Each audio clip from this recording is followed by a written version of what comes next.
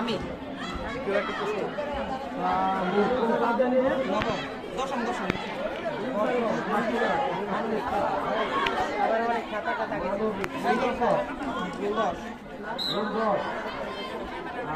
Digital ঘটক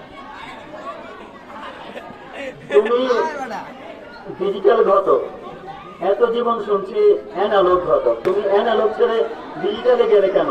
এটা বিস্তারিত ব্যাখ্যা একটু বলো। স্যার যুগের সাথে তাল মিলাইতে ডিজিটাল হওয়া লাগে, তাই ডিজিটাল হয়ে গেলাম। হাই হাই করো কি ডিজিটাল হয়ে গেছো? হাই হাই হাই, ঠিক আছে, এই কি কইবা, কয়টা বিয়ে করছো? মানে তো বিয়ে করে তো কয়টা?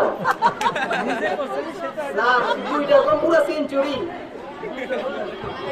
তোমার ছেলে মেয়ে আছে কয়টা? স্যার এই 98টা বিয়ে পড়াইতে পড়াইতে আমি নিজেই বিয়ে করতে ভুলে গেছি। এইটা কেমন কথা? অভিজ্ঞতা নাই, তুমি বিয়ে পড়া বলাইতেছো, এটা ঠিক না বাবা।